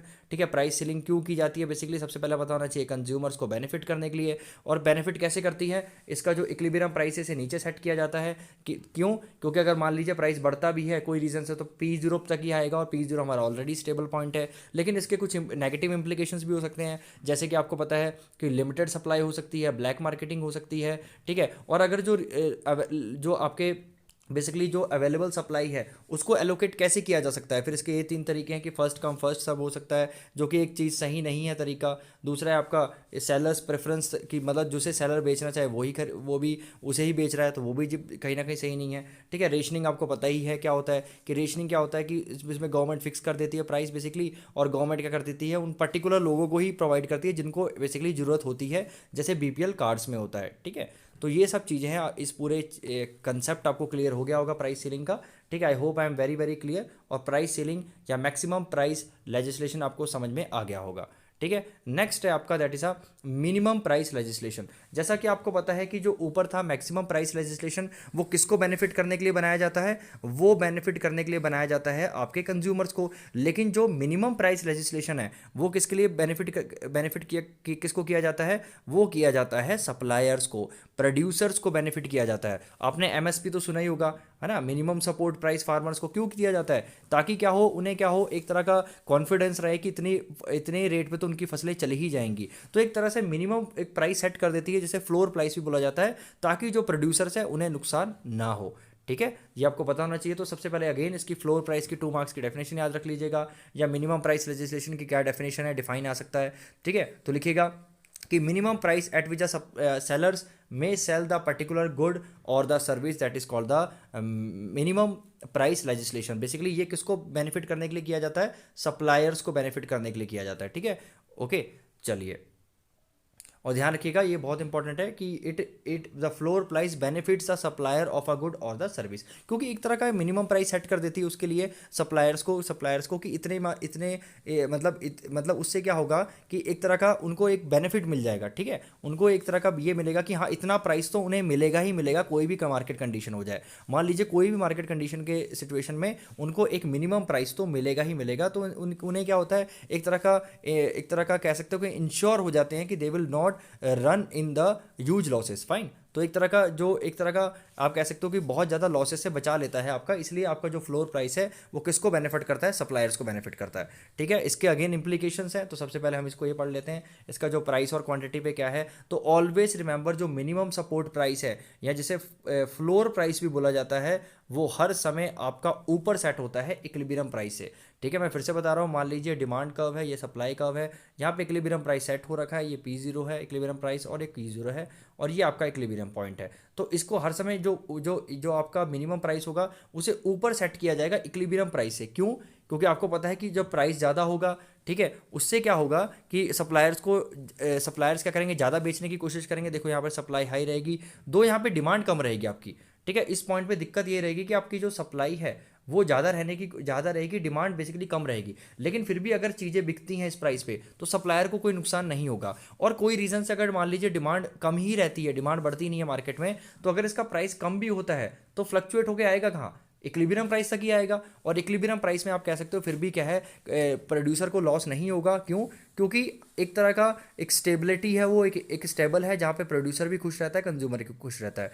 ठीक है, तो ये आपका जो है नीचे इससे इससे प्राइस नीचे नहीं जाएगा, आपका इक्विलिब्रियम प्राइस से नीचे ना जाए, इसलिए जानबूझ के इसे इक्विलिब्रियम प्राइस के ऊपर सेट किया जाता है कि मान लो इन केस अगर डिमांड पूरी नहीं हो पाई, क्योंकि यहाँ सप्लाई तो ऑब्वियसली बात है हाई रहने वाली है और डिमांड आपकी कम ही रहने वाली है। ठीक है, देखिए आप इस पॉइंट पे आप देख भी लीजिए, ये जो प्राइस टच कर रहा है ये सप्लाई का आपको यहाँ टच कर रहा है, तो उसकी जो सप्लाई यहाँ तक रहने वाली है ओ क्यू तक, और इसको डिमांड कर्व को यहाँ टच कर रहा है तो इसकी जो डिमांड रहने वाली है ओ क्यू वन तक। ठीक है, तो अगर मान लीजिए इन केस अगर आपकी डिमांड बढ़ती नहीं है तो प्राइस ऑब्वियसली बात है नीचे जाएगा, अगर नीचे भी जाएगा तो फिर भी पी जीरो तक ही जाएगा। और ये क्या है, बेसिकली आपका इक्विलिब्रियम पॉइंट है, यहाँ पे कहीं ना कहीं स्टेबिलिटी मिल ही जाएगी, है ना। प्रोड्यूसर यहाँ भी अपना डेफिनेटली बेचेगा ये गुड, क्योंकि वो आपका क्या है, एक तरह का इक्विलिब्रियम पॉइंट है ना, वहाँ पे भी वो खुश है, कंज्यूमर भी खुश है। तो आप ये रीजन देख सकते हैं कि रीजन यहाँ पे बेसिकली इस रीजन पे किसी भी प्राइस पे अगर वो प्रोड्यूसर बेचता है तो उसे क्या होगा, प्रॉफिट होगा। ठीक है, I hope I am very very clear till hair. ठीक है, और ऐसा ही जो नीचे पॉइंट है आपका, ये जो अगर मान लीजिए जो जैसे मैंने बताया था, जो आपका जो नीचे वाला प्राइस सेट होता है, जो इन केस ऑफ आपका प्राइस सीलिंग, तो ये नीचे वाला ये प्रॉफिट होता है कंज्यूमर्स के लिए और ऊपर वाला प्रॉफिट होता है आपका बेसिकली सप्लायर्स के लिए। ठीक है, I hope I am very very clear till hair.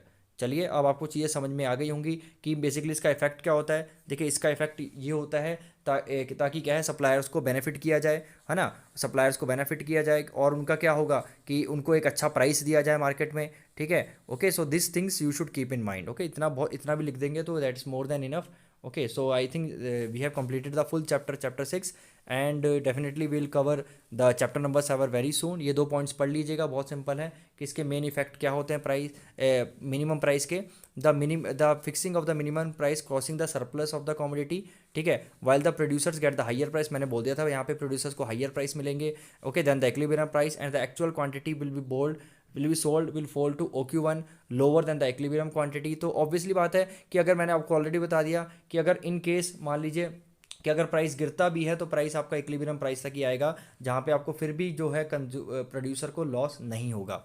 ठीक है, और दूसरी बात है, in order to maintain the minimum price government generally purchase, तो गवर्नमेंट बेसिकली करती कैसे, इसको मेंटेन कैसे करती है, मेंटेन गवर्नमेंट इसको ऐसे करती है, वो सरप्लस स्टॉक खरीद लेती है। ठीक है, ताकि क्या हो सके, उसका एक मिनिमम प्राइस बना रहे, क्योंकि अगर जो सप्लाई बहुत ज़्यादा हो जाती है, देखिए अब मान लीजिए गवर्नमेंट चाहती है कि यही प्राइस रहे, है ना, इसका P2 पे ही प्राइस रहे, ये यहाँ पे भी ना आए, तो गवर्नमेंट क्या करेगी, जितनी एक्स्ट्रा मतलब आपकी जो सप्लाई है, मतलब एक्स्ट्रा जितनी बेसिकली मार्केट में जो मटेरियल चल रहा है, एक्स्ट्रा प्रोडक्ट्स हैं, उनको क्या कर लेगी गवर्नमेंट खुद खरीद लेगी। तो उससे क्या होगा, इसी प्राइस पे बेसिकली आपकी डिमांड और सप्लाई इक्वल हो जाएगी फिर। ओके, और आपको ये सप्लायर को यही प्राइस मिलता रहेगा, क्योंकि इस पॉइंट पे आप देखिए, इस पॉइंट पे क्या है, सप्लाई ज़्यादा हो रही है और मतलब डिमांड कम है, तो मतलब एक तरह का क्या हो सकता है, यहाँ पे अनसोल्ड गुड्स हो सकते हैं, है ना, एक कंडीशन हो सकती है, क्योंकि यहाँ चीज़ें बिकेंगी नहीं, है ना। आप खुद सोचिए ना, यहाँ पे देखिए सप्लाई ज़्यादा है डिमांड कम है, तो इतनी चीज़ हो सकती है कि मान लीजिए इतना जो गैप दिख रहा है, हो सकता है कि अनसोल्ड हो, तो गवर्नमेंट इनको खरीद लेती है।